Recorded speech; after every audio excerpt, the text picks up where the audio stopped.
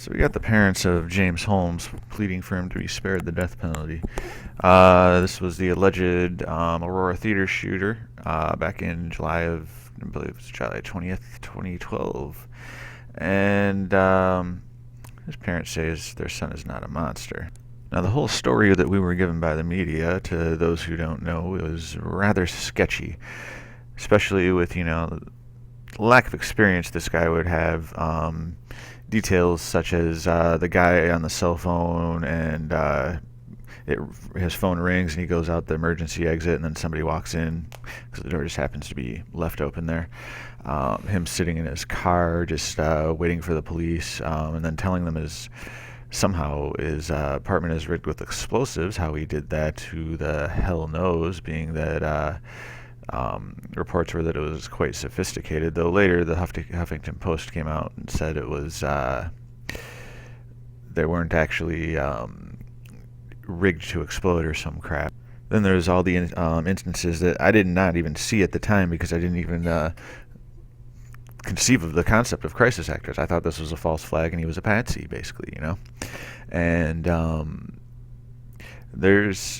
I recommend Random Shots 174's videos because it's where I started noticing after discovering his channel, like, oh my god, before Sandy Hook, there was this. The actions, the demeanor, and the wording of the witnesses to this alleged shooting did not add up.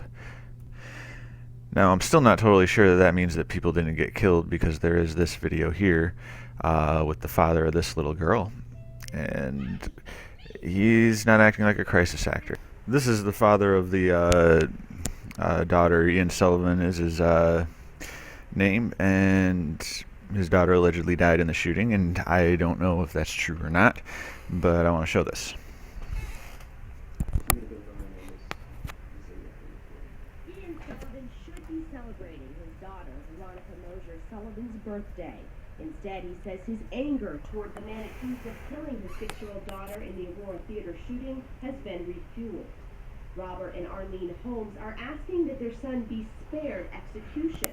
In a statement, they said, "We believe that the death penalty is morally wrong, especially when the..."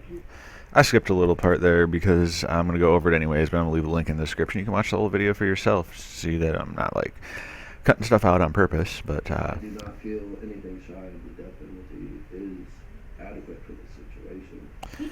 Anything shy of the death penalty is inadequate for the situation. He takes issue especially with the timing of the statement, a month before jury selection is set to begin for the trial. I just do think that it is a low-ball strategic plan. I feel like it's trying to stir up emotion that's unnecessary and sway part of the jury. And he doesn't believe... He feels it's trying to stir up emotion that's unnecessary. I'm sorry, but this is a trial, okay? Why would he be saying that? Now, I want to point out something that James Holmes' parents said here.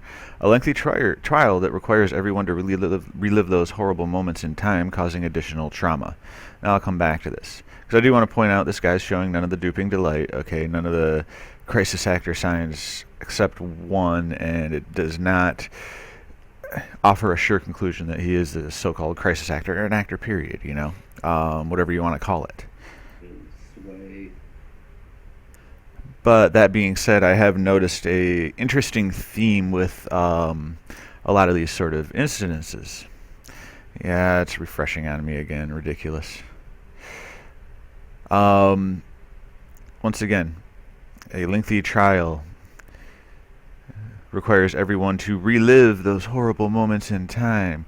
We don't want to relive them. We don't want to relive them. Didn't Sandy Hook parents say that? Boston Marathon. Okay, I lost my train of thought there as the page refreshed. I'm sorry, but I keep hearing this. It requires everyone to relive these horrible moments. What the heck? Sick of these stupid, noisy advertisements. Anyway, requires everyone to relive these horrible moments in time. They keep saying this and keep saying this for many of these events. Now, it is law that a person has a right to a fair trial, okay? Maybe, just maybe, these sort of statements are being published to get people to be like, oh, we don't need the fair trial thing. We don't need to do that, you know. Oh, spare them the negative emotions, blah, blah, blah. Fuck that. Even with Mike Brown and the Garner case in New York, okay? Private trial, grand jury trials, okay? Private. Closed to the public, okay? Don't get to see all of the evidence presented. And do we even in this? I mean, where's court TV when we need it, you know? The whole friggin' O.J. Simpson trial was on television, for Christ's sake. People were able to analyze that in depth. All the mistakes of the judge that they perceived to be mistakes anyway, you know, all of that, okay? We're not getting to do that with this Boston Marathon bombing. These guys, well, this guy's the one still alive, allegedly. You know, we're not getting to know what's really going on in court, you know. Oh, we get to see a drawing of the suspect. As far as anybody knows, there's no evidence that's been presented that these guys actually planted the so-called bomb, though it wasn't a bomb. And watch my Cute Kittens compilation on my channel if you want a quick rundown of how that goes. It was a little firecrackers, flash charge, Hollywood style. There's no blood or anything.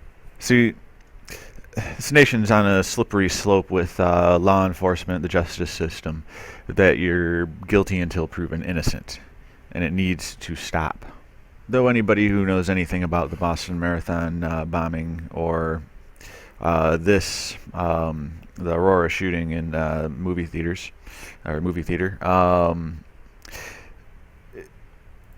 we need to know what's going on with them, you know? Even though we know that there's, you know, those of us who know about them that knows that the trials are shams. And though I admittedly have a little less knowledge of what happened with James Holmes and that whole ordeal, I have a lot more knowledge of this bullcrap, okay? And this trial, there's no way it's not a total sham. If this guy gets convicted of anything, it's a total sham. On PK22's channel, for those of you who don't know, PEEKAY 22, he had released or published a video allegedly of this guy planning one of the bombs, but it was clearly fake. I'm not trying to do a comprehensive video here, but there is evidence that these guys were photoshopped into scenes at the Boston bombing. Then, the kid's not here. What's that little kid's name? Where the picture of him allegedly near the bomb site, he had this giraffe neck, okay? Check out PK22's channel, or try to search Photoshop Boston bombing photos, okay? Because they're out there. People have broken them down. And I'm sorry I can't do everything for you. I do not have the time. I've spent my time researching this stuff. And others have spent more time, like PK, who's not even an American. And I give great credit to that guy for putting all the time he did into this. And I'm really sad that he's not working to expose what's going on in his own home country, Sydney, Australia, because he's actually afraid of persecution in his home country. And to that, PK, I politely say, take up your cross, just in case you happen to see this. You probably won't, but take up your cross and walk with it. We all need to do that. One last thing, and anybody wants to show me otherwise, feel free, but other than the guy that I featured in the interview above, well, this is what Holmes' parents say. Our family has not given interviews to the media because we do not want coverage of ourselves. We mourn the deaths and the serious injuries and emotional trauma of the others who were in the theater. The focus should be on the injured and their healing.